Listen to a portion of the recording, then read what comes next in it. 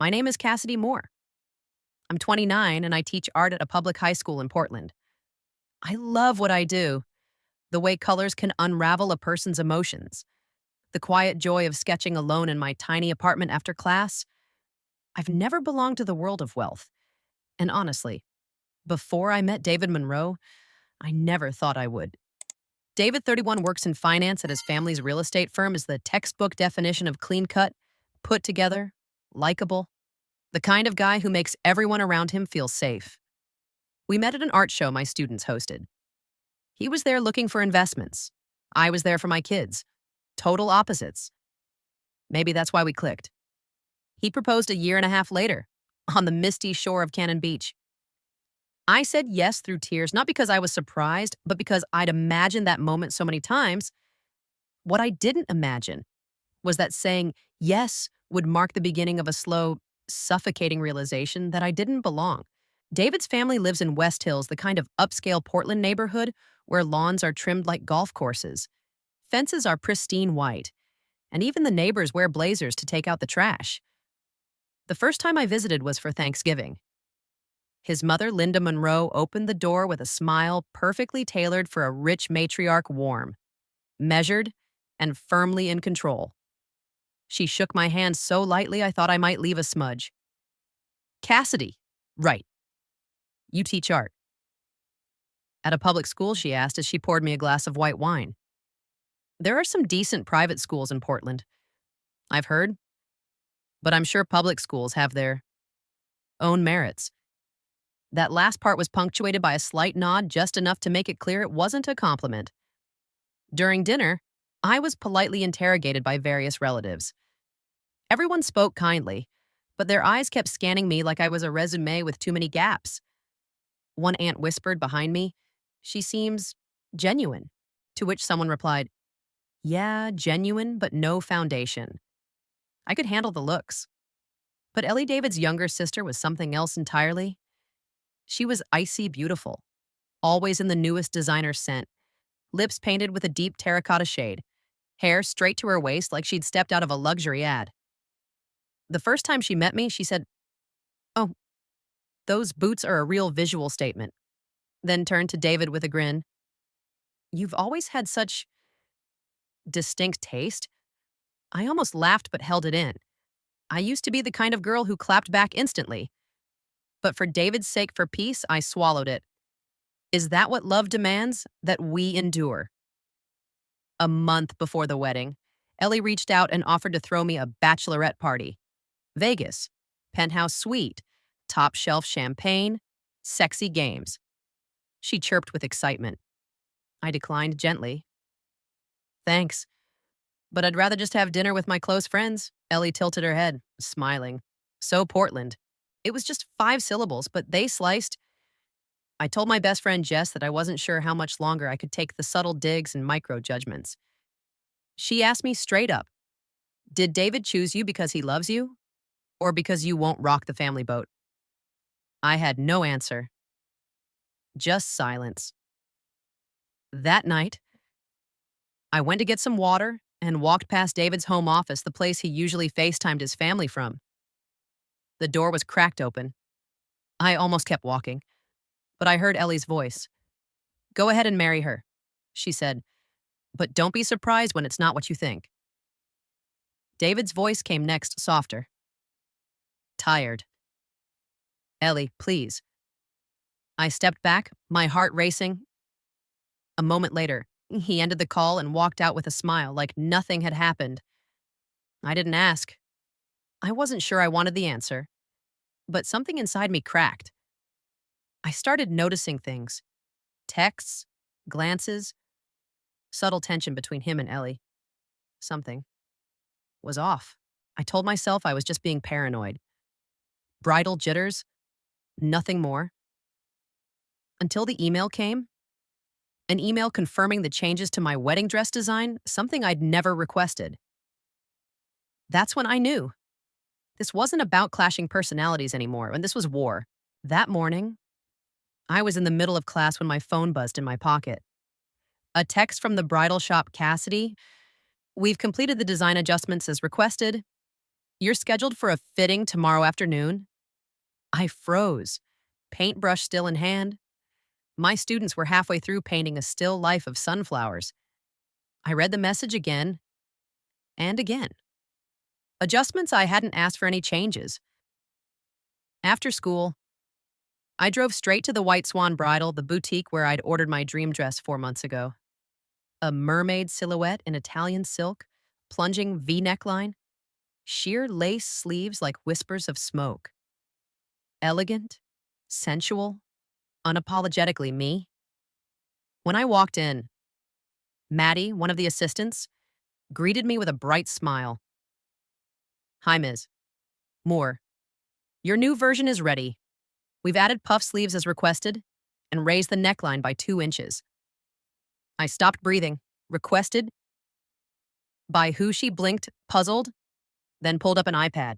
We received an email from you last Wednesday, same name, same phone number, your digital signature, and address. We figured you had a change of heart. I sank into a chair. My head spun. I hadn't sent any email. A few minutes later, they brought out the new dress, a stiff, unfamiliar thing with sleeves like Buckingham Palace guard uniforms and a neckline modest enough for a monastery. It was everything I wasn't. My hands trembled. Part rage, part fear. Can I see the email? I asked. Maddie turned the iPad screen toward me. My name, my signature. But the email address, I squinted. One small difference, Cass. m29@gmail.com. A 0 instead of an O. I knew instantly someone had impersonated me. That night, I called David and told him everything. He sighed. Probably just a mix-up. You've shared the link to your dress with people before. Right. Maybe someone tried to help and messed it up. David, I said as calmly as I could. Don't you think it's weird that someone made a fake email to change my wedding dress? Silence? Then I just don't think it's worth making a big deal over. If you want, we can order a new dress. I'll cover it. Okay, I ended the call after nodding just to get it over with. But inside, something cracked again. I opened my laptop and started digging through my drive folder where I kept everything wedding related. I found the link to the dress design I'd once shared in the Monroe family group chat. At the time, it felt like a fun update. Now, it felt like the moment I let the wolf into the henhouse. I texted Jess. My best friend. Is it possible someone could use a fake email that looks like mine to change my dress order? She responded immediately. Not just possible, super easy. Send me the email. I'll have my friend trace the IP. 3 days later, she messaged back, got an IP match from a modem in West Hills. Can't tell which house yet, but it's definitely a private connection. Not public Wi-Fi. We'll need more time. I dropped my head onto my desk. I felt violated. Small. If it was Ellie and my gut said it was then, this wasn't about sibling rivalry anymore. This was calculated. It was a slap in the face, aimed straight at what means the most to a bride her dress. That evening, I got a message from Ellie. No context. No greeting puffed sleeves are in these days. So regal. I didn't respond. I just stared at the red receipt, then deleted the message. What I felt wasn't pain anymore. It was challenge. Ellie wanted me to lose it. She thought I'd break down, call off the wedding, or run away in shame. But I didn't do any of those things. I quietly saved the fake email from Jess. I started logging every comment, every text Ellie had ever sent me, and I whispered to myself, I'm not ruining this wedding. I'm turning it into your worst nightmare. The next day, I went back to the bridal shop. I didn't ask to fix the ruined dress. Instead, I looked Maddie dead in the eye and asked, do you know anyone who can make a black dress sexy, bold, and unforgettable in 10 days? She blinked, laughed. What for Gothic wedding? I didn't smile. No. For a performance of justice. 3 days later, Jess texted me, Cass. You need to see this. I rushed to our usual coffee shop on Alberta Street. the one we always met at after work. Jess was already there in our favorite corner booth, laptop open. On the screen was a full breakdown of the IP address and email activity tied to the fake wedding dress request. This IP traces back to a residential zone in West Hills, right where David and Ellie live. And the timestamp on the email matches exactly when you were on that school field trip and had no online activity. Jess turned the screen toward me. I didn't speak. She didn't say the name. We didn't have to. Could it be someone else in the family, I asked anyway? My voice barely holding steady. Jess didn't blink. Cass, you know it's Ellie. I dropped my head into my hands. In that moment, every passive-aggressive comment, every condescending smirk, every cryptic text from Ellie fell into place like pieces of a twisted puzzle. And the center of that puzzle was David. That night, after David got home, I pulled out a small walnut box from the back of our closet. The lock was rusty. He'd always told me not to open it. Just old childhood stuff. You'd be bored. I never questioned it. Until now. I didn't know what I was looking for. But when I lifted the lid, I found a stack of faded Polaroids. And right in the middle, my blood ran cold. David and Ellie. Not family-style photos. Not sweet. Silly siblings. They were in a kitchen. She was sitting on the countertop, legs wrapped loosely around his waist, both laughing, both glowing in a way that sent a wave of nausea through me. I collapsed to the floor. The photo slipped from my hands and landed near my feet. My mind reeled. This wasn't suspicion anymore. This was proof. And I felt cold. So cold I wrapped myself in a blanket and still couldn't stop shaking. I didn't confront David. Not yet. I needed more. I asked Jess to dig through Ellie's social media archives. Ellie used to have a private Instagram account, now deleted. But using Wayback Machine, Jess recovered a few cached snapshots. One stood out, a beach photo. 5 years ago. The same week, David once told me he'd gone on a guy's retreat. In the corner of Ellie's sunglasses, reflected in the lens, was David. The caption read, "A place where only two people truly understand each other." I dry heaved in the bathroom. I needed confirmation. So I took a risk. I created a burner email and wrote to the fake address, pretending to be Ellie. Nice touch on the dress edits. Think she'll cry 2 minutes later. A reply came, cry. And laugh. When I push her off the stage, I stopped breathing.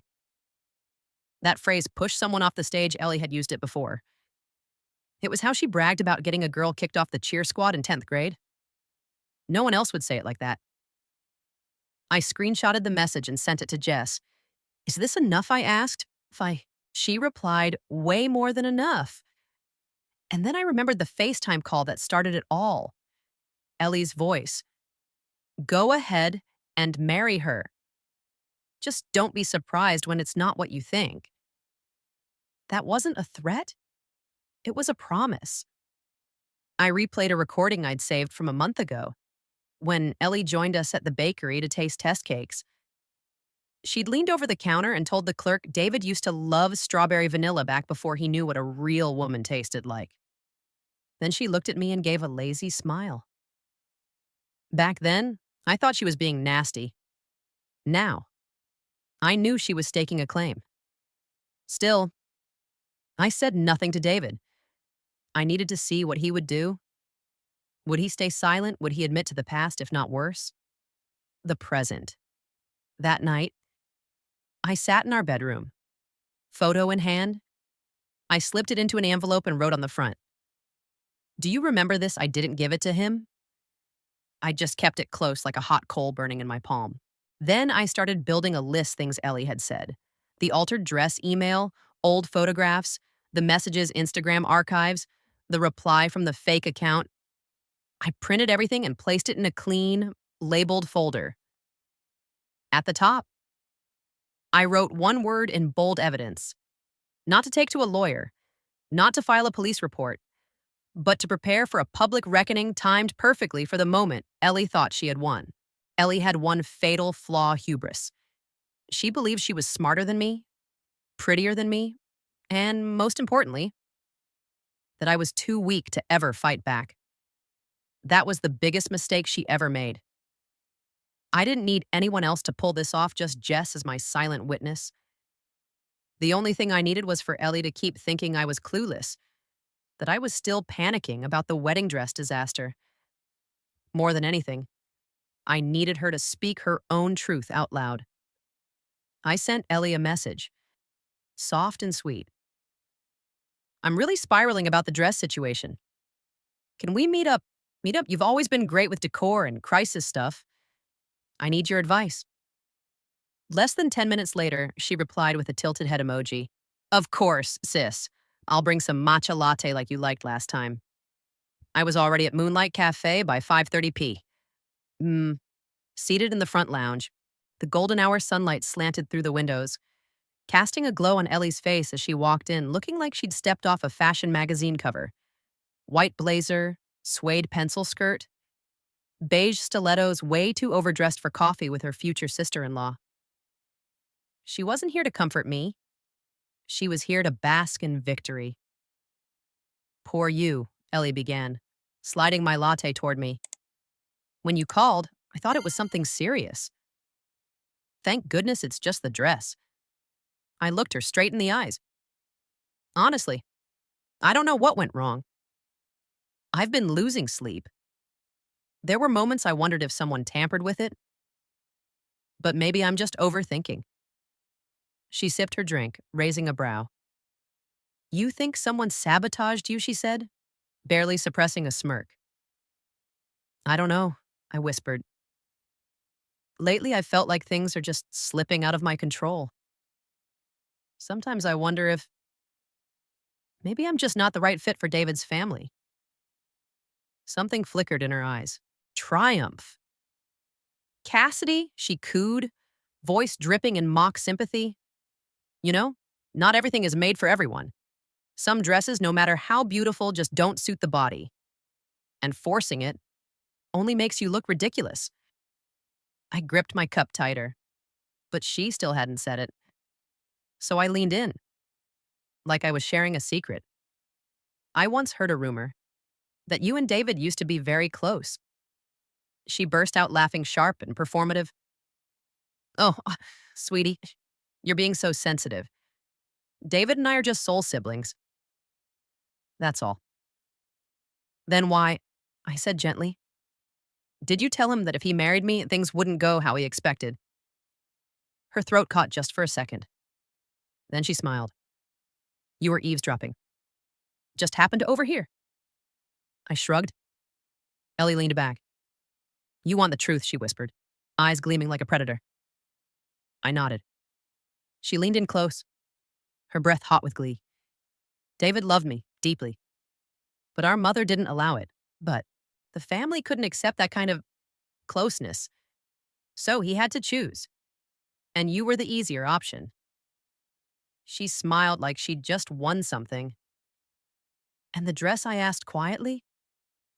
She winked. Gorgeous, wasn't it? I figured you'd wear it and make a fool of yourself walking down the aisle. But now you've switched it up. Huh, fine. Doesn't matter. You'll never replace me in David's eyes. I stood slowly, slipping on my coat. Thank you for being honest. She narrowed her eyes. What are you going to do? I smiled. Soft, calm, almost grateful. Just needed to know where I stand. That night, I sat with Jess, earbuds in, laptop open. The recording was crystal clear, from the clink of the spoon to every poisoned word Ellie let slip. This is enough to trigger a family scandal, Jess said, stunned. Are you really going to use this? During the wedding, I nodded. But not to destroy the wedding. Jess furrowed her brow. Jess furrowed her. Then what for? I looked out the window as a soft drizzle began to fall. To make sure they never forget who the real bride was. Not because of a dress, but because of the truth. The next day, I brought the recording and the evidence folder to meet Lana, an old college friend who now worked as a wedding event director. She was overseeing the entire AV setup for mine and David's ceremony. I opened the folder and let her hear the full recording. Lana's eyes went wide. Cass, I don't need you to sabotage anything, I said firmly. All I need is one short clip to play at the right moment. No accusations, no drama, just exposure. She was quiet for a long moment, then nodded.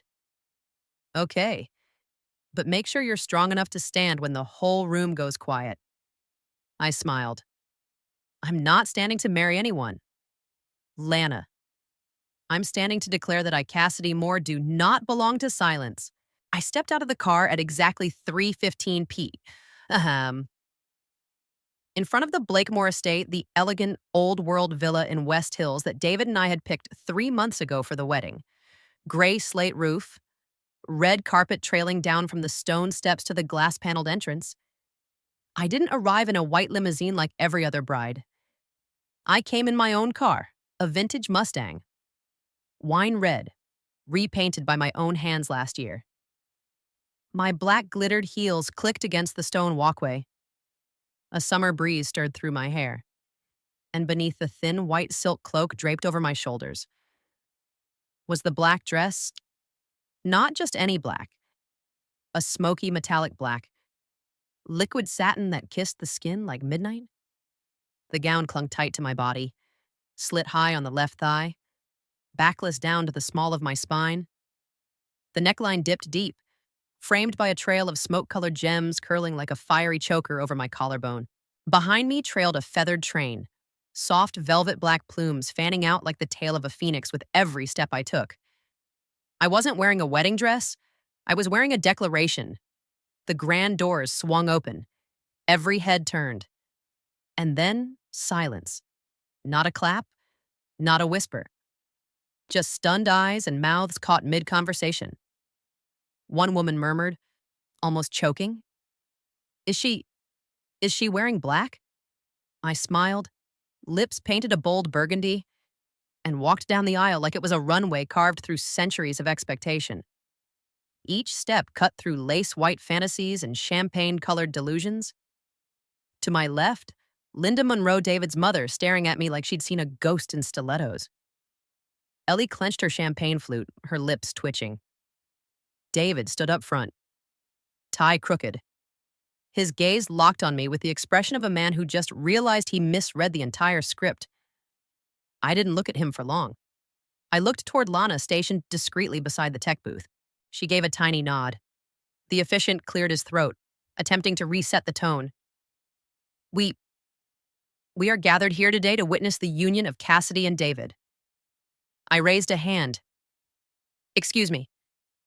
Before we begin, I'd like to share something." People turned in their chairs. David stepped forward, concern rising. "Cass, what are you doing?" I glanced at Lana and gave the signal. The music faded, the lights dimmed. Then the LED screen behind the altar lit up. A video began. Moonlight Cafe.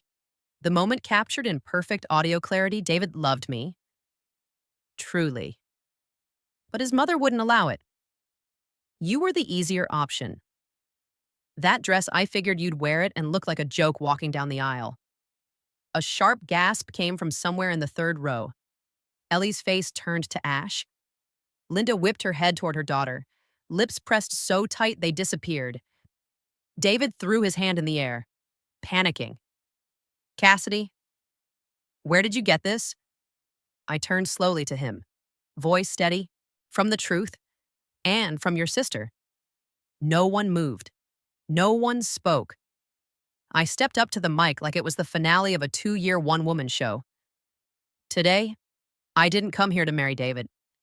I came to end a performance I once foolishly believed was love. The room held its breath. I was belittled, impersonated, humiliated. And I'd stayed quiet, thinking if I just became good enough, I'd be accepted. I turned to Ellie. But no one needs acceptance from a traitor. What they need is the courage to accept themselves. Ellie started toward me, lips parting, I, I raised my hand. Cutting her off, you don't get to speak today. You've had over 2 decades to say everything you wanted. Now it's my turn. No applause. No shouting. Just silence and a few people bowing their heads. I didn't cry. I wasn't angry. I just stood there, radiant in my black gown under the lights, like a flame too stubborn to die. Then I nodded to Lana. The music resumed. Not the wedding march, but a soft acoustic version of I Am Woman. I slid the engagement ring off my finger, placed it on the altar, and turned, and walked away. The doors closed behind me. Outside, the sun had dipped behind the trees. A cluster of my closest friends stood waiting by my car. Jess grinned wide. Told you black beats every shade of white. I laughed. Not the polite kind, but a laugh real, whole, and free from the deepest part of me. The first one I'd felt since I stepped into that family. I didn't go far after I walked out just 3 minutes after declaring I wouldn't marry David. But inside that elegant ballroom, the ripple from my revelation was spreading like a crack through glass that once looked flawless. Ellie collapsed into a chair, champagne sloshing from her trembling hands. Her best friend Rachel leaned in and whispered to the woman beside her, "Is she insane? Exposing it all right in the middle of the wedding?" No one answered, because everyone knew it wasn't insanity. It was terrifying clarity. David stood frozen at the altar, his face drained of all color. I knew he wouldn't follow me. David never chases, especially not when his carefully curated image was unraveling, thread by thread, in front of business partners and his iron-willed mother. Linda Monroe turned to Ellie and hissed, "Do you still want to be my daughter?" The comment was caught in a guest's phone video, and just hours later, it was the most viral wedding caption on TikTok. I didn't go home. Jess and I drove straight to my art studio, the same white room where I usually spent quiet evenings after school. The air smelled of oil paint and turpentine. A soft jazz playlist hummed low in the background. Jess opened her laptop and set it on the table. "You ready to watch?" I nodded. It was the wide-angle recording Lana had sent us. From the moment I entered in my black dress to Ellie's near-fainting spell as the recording played, I didn't fast forward. I watched every second frame by frame to remind myself I'm not crazy. I'm not weak. And I'm not alone. The next morning, I woke up to 23 missed calls, most from unknown numbers. I opened Instagram and froze. A 30-second video filmed by one of the guests had gone viral. It showed me walking into the ballroom in the black dress, spotlight slicing through the air like a Broadway entrance. Caption: bride says, "I do not," and exposes the side chick at the altar. Iconic. 4 million views. In less than 10 hours. David called at 10:42. I let it ring 3 times, then silenced it. He texted right after Cass. "I need to talk to you. You misunderstood. It's not what you think."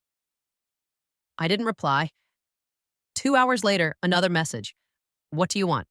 "I'm sorry. I admit Ellie was part of my life, but that's over." It ended. This time, I wrote back. It ends only when you stop staying silent while others get hurt by the past you refuse to face.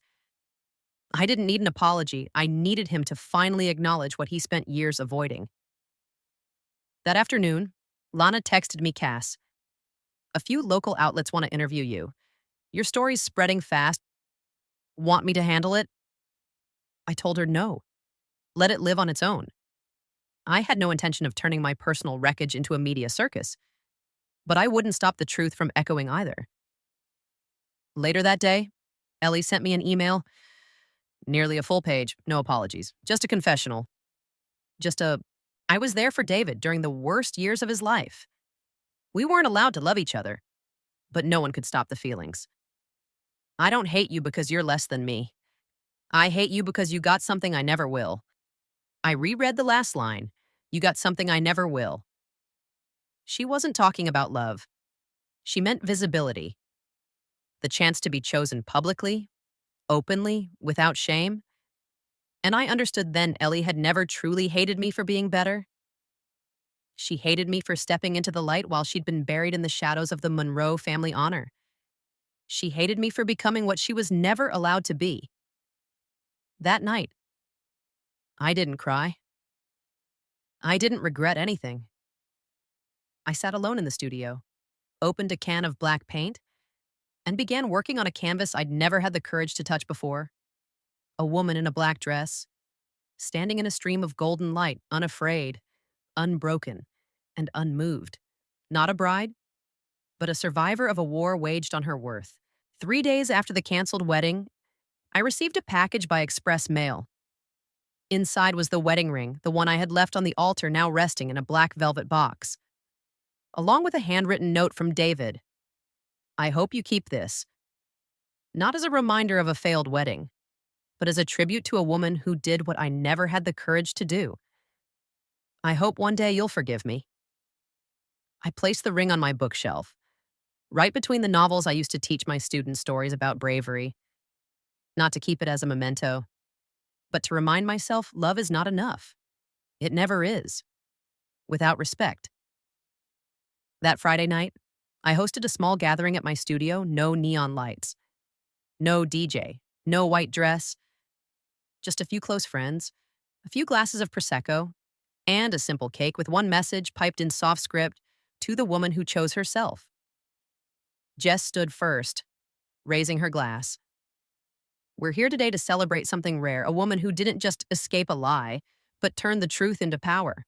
The applause was soft, deep, real. I stepped up to the mic, voice a little shaky. That day, I didn't walk away from a man.